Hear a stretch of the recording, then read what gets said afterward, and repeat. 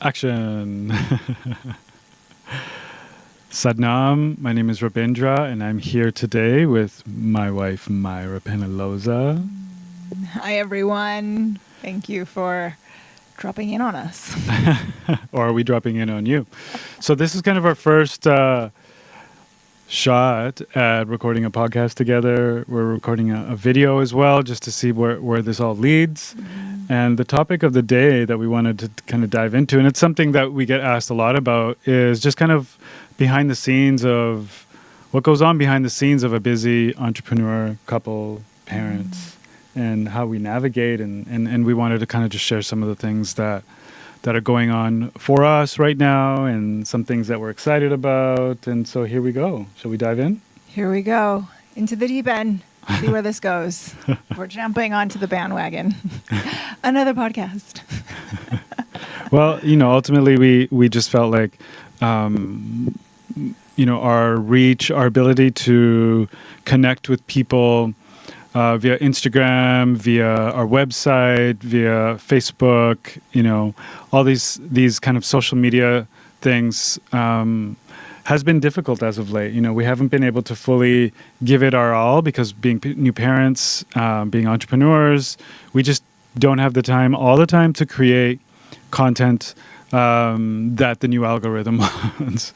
But well, also to, create more value. I feel it's been more of a generation of content, and we've kind of realized that the container is what's so important. And so this is kind of a welcoming into the container and sharing kind of some tips, takeaways, tools that you can. I mean, the intention is for more integration, more embodiment, more self-discovery. Yeah. So something that I've been really fascinated with lately is just life outside of, technology, creating a community outside of technology, connecting with the people in our community, in our city, in our Banjar. Yeah. Banjar means city or street. Kind of like your district. Yeah. In like, Bali. It's your gang. It's your gang. Yeah, every street is a gang, so we're gang members. We're gang members. And our gang is called Kaya Tuling. Something like this. It used to be Gang Mangoes, super hilarious. Yeah, Gang Mango. Okay, so Myrah, let's dive in. So I guess what's a question that a lot of people ask you about relationships and working together? Is that something we get asked about a lot? Well, yeah, I think it really is just about how do you make it work, and how do you work with Robindra, and how do you, get along so well, and how do you not get tired? And it's just, and by tired, I mean like of each other.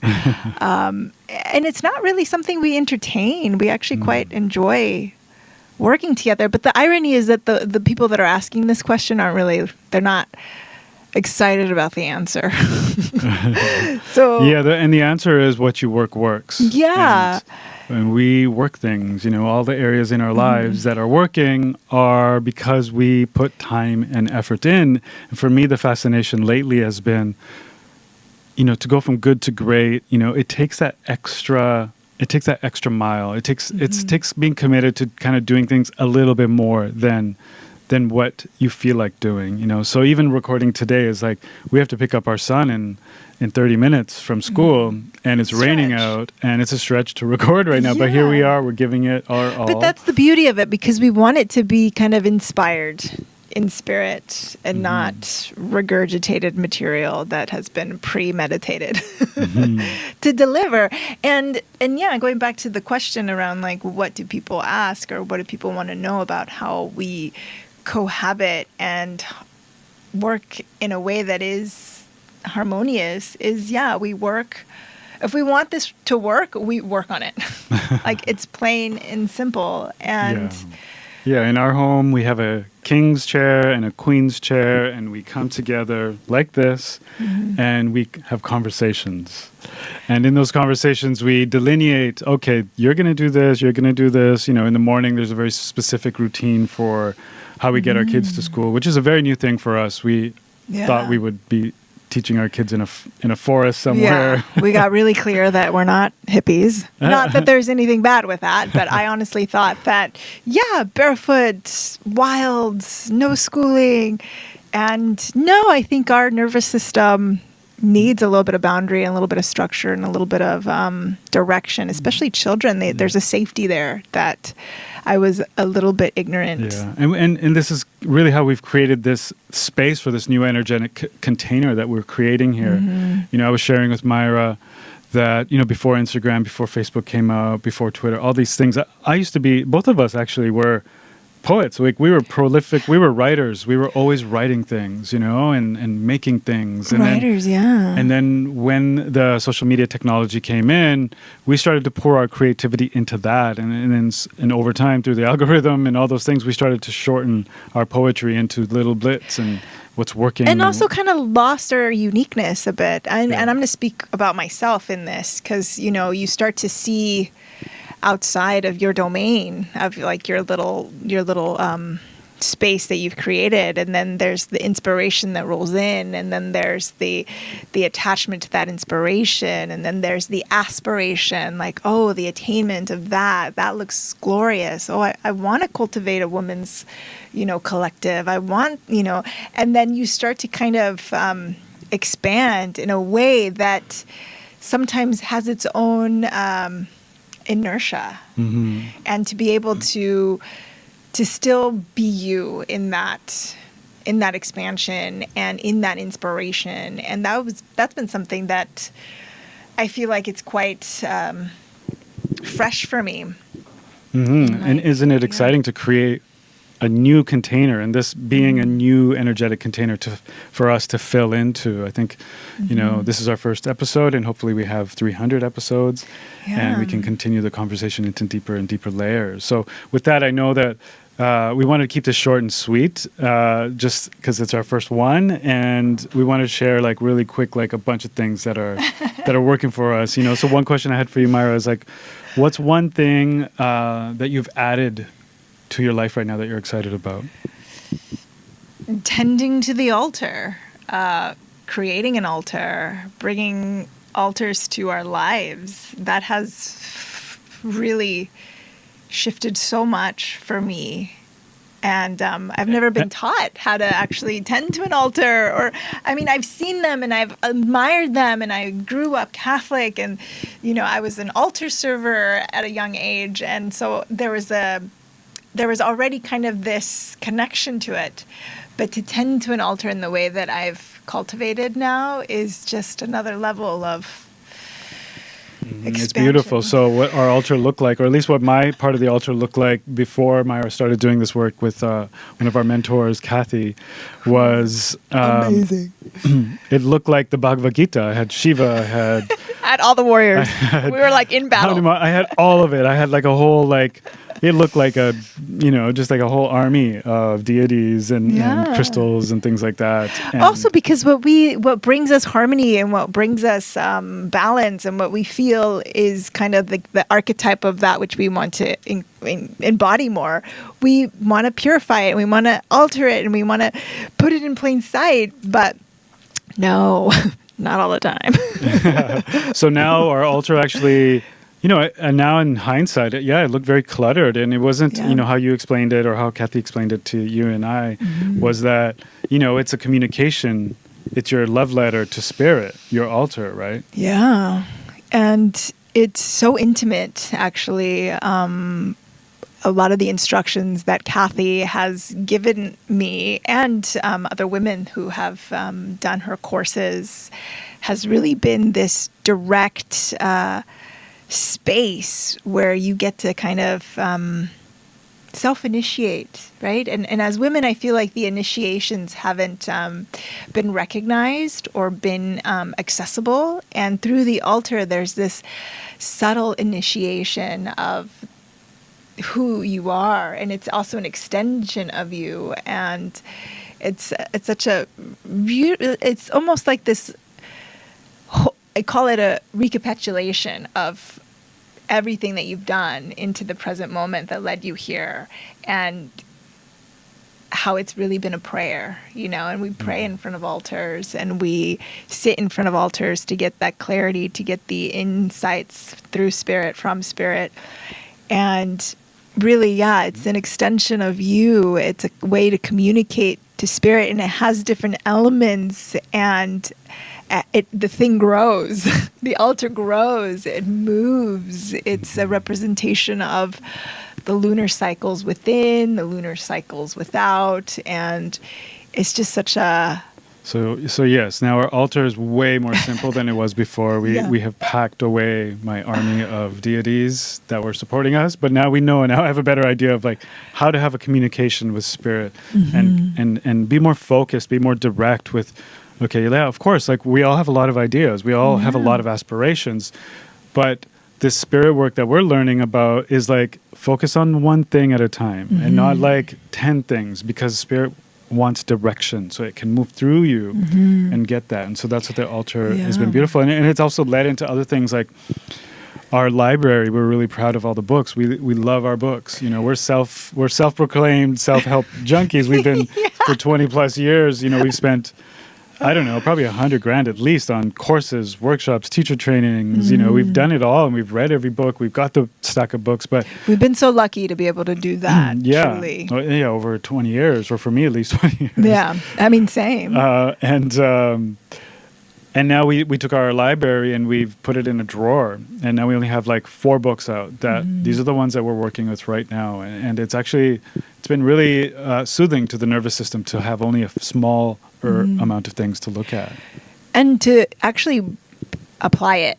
Right, we're coming out of a century that was the Piscean century, or the Piscean age, more than a century really, and it was kind of its main, I guess, baseline was all about the book. The books in general is just attaining knowledge, attaining information, attaining knowledge, attaining information. And now that we've attained that knowledge and attained that information, we're moving into the domain of applying it and actually activating that which we've consumed the information on. So it's applying the technology, applying the instructions. Speaking of technology and applying the knowledge, some of you will be watching this after you've joined our community membership program. We're bringing back It's Time to Bloom, but in a new way. We're going to be creating a membership program where you can join us in monthly challenges, 11th day of the moon, 4th day of the moon meditations. And one of the first challenges that we're going to do is an alignment challenge. Yeah, just getting yourself in alignment and in order, creating order in your life. And putting order to your altar is a great place to start. Putting order to your kitchen is also a really good place to start, which we'll dive deeper into on another day. So for me, one of the things that I've added to my life, our life, I have to say that because just last night, the thing that I added was just more music. I'm on the computer a lot, like this, and I've added drums, and I know it was kind of annoying at first, but I bought he bought a family of drums. I bought a whole family of drums. There's a mama, a papa. There's a mama, papa, baby, and and a grandma. And a grandma, we have a grandma drum. And so, I've been playing all the drums, feeling my hands on the thing, and it's been really moving. It's been about 6 months. No, it's been about a year now of just drumming every single day. And now the kids are drumming. They actually have rhythm. They have rhythm. It's mind blowing. We would have never discovered that if it wasn't for the drums. Yeah, Soleil, even Hero, they're just like, they got it. Like, I watch adults try to play it and they're so soft with it, but man, the kids got it. They got naturally. It. They're just, it's almost like this primitive link. Yeah, that's so primordial, and it just brings them to life. And we definitely use it to shift the direction of the energy at times, only because Yeah, and in the months leading to getting the drums, I found myself just tapping things like everywhere. I was just always drumming. I didn't realize it was drumming, and that was looking back, it's like my intuition speaking to me, giving me a command, and not fully understanding it, but then just taking the command, which was my intuition coming to me by just like naturally tapping. This is how intuition speaks. It's just we naturally start doing things, and then the drums. Now I see how it's impacted you. It's even you're drumming now. I'm drumming. The kids are drumming. And last night, like it was like a real soothing moment where we all got a chance to drum together. And for me, it was a real like landing of like following my intuition and taking the command from the ethers and expressing it. You know, applying it, putting it into action. Acting on the inspired. Yeah, and it's when we listen to our intuition is where we find ourselves in the flow of life, right? We find that. And the last night when we were all drumming was one of those special moments. We all slept so well, or at least the kids slept so well. We had one of those funny nights. This one was up at like, 4 in the morning or something. I was up at 4 in the morning, ready to start the day. Like just charged. Okay. Maybe it was the drums. I know, I think it might have been. What are you craving more of right now? That's a good question. I think I'm craving more of an expression of the things that I hide behind. It's going to go a bit deep.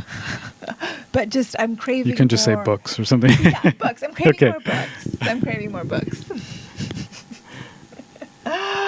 No, I think I'm craving more vulnerability. I think there's a part of me that is still a little bit reserved and a little bit on guard and a little bit assessing the terrain of being in a new space, of being in a new community, of being in a new environment. So there's definitely some... a yearning to connect. A yearning to connect is what I'm craving. But also I feel like the connection with myself is so clear that I see the kind of the barriers, you know, like sometimes I don't want to be the one that people come to for wisdom or for clarity or for, interpretations of what is happening in their lives. I kind of want to be able to do that myself, you know, like the mother wants to be mothered too. So yeah, I'm craving being mothered. Yeah, I think that's what it is. Time to call mama. Time to call mama. Oh, well, that's interesting because today at tea, we had a tea ceremony at our shop here in Bali. And what came up was like, when you miss your mom. Oh, there tea. you go. Yeah. Oh, really? Yeah, when you miss your mom, have tea. Yeah, that was yeah. That was what came up. But I'm craving taking the family out on weekend adventures, to the mountains like we used to in Canada. But we can do that here. There's Mount, Batur and Batu Karu, and there's some beautiful mountains here in Bali Jati Lui. Yeah. So I'm craving just kind of having those nature adventures again and kind of taking time to disconnect because, with what's happening in the Middle East right now, it's been very consuming. Trying to understand it, trying to make an impact, trying to be a voice for it, and it's really time to like disconnect and to give it space for it to reveal what the direction is. So that's what I'm craving. One last question is. What's really blowing your mind right now? What's fascinating for you right now? Like, what are you studying or what's going on for you? I'm studying clairvoyancy. So I'm kind of lit on this ability to access our spiritual birth-given gifts. And and the curiosity of it is just watching our children, how in tune they are, and how empathetic they are, and how they just read the space quite eloquently and right away. And if it's a no, it's like a no. Okay, let's go. And I've been really fascinated with our special human abilities. So I've been kind of deep in the... I'll reveal the books. For me, what's fascinating is just connection again. I think just the interweaving of connections and trusting life, So I've been After a few years, we have a 6-year-old and a 4-year-old, and we've kind of been in our own bubble. There was a pandemic and moving to a new country. And then when we first got here, we had a zillion friends. And then we realized, oh, wow, they're not really there's so many single people here. And, we're all kind of going in different directions. We all arrived in Bali at the same time. We all realized, oh, wait, I'm going that way. I'm going that way. I'm going that way. And then there's also a lot of people that are just very transient here. They're coming and going. And so it took some time to sift into who's actually staying, who could actually be a connection, and who could be a soul connection, And so for me, I've been connecting with the brothers. I've been really fascinated with just creating a men's circle and nurturing that, And it's been a while, because we used to host festivals. We used to be kind of a part of a community. We were part of a yoga community. We were part of the festival community, And coming to Bali, we just don't have that at the moment. And so now we're both kind of building that again, and it's been fun and slowly building. I have basketball on Wednesdays now, just to so you know, with the boys, with the dads, the dad patrol, and so we're I'm fascinated with just creating that connection and just seeing how everything interweaves. That's good. Yeah, being open to see what reveals, as our teacher likes to say, the healing is revealing, or the revealing is in the healing. The revealing is in the healing. All right, we'll leave you with that, guys and gals, and all you beautiful people. This is our first shot at the podcast. Yes, we never thought we would go here, but we're here now, and we're going to embrace it, and we're just going to roll with it. All right, let's go pick up our son from school. All right, Sat Nam. All right, Sat Nam. Thank you, everyone. Thank you.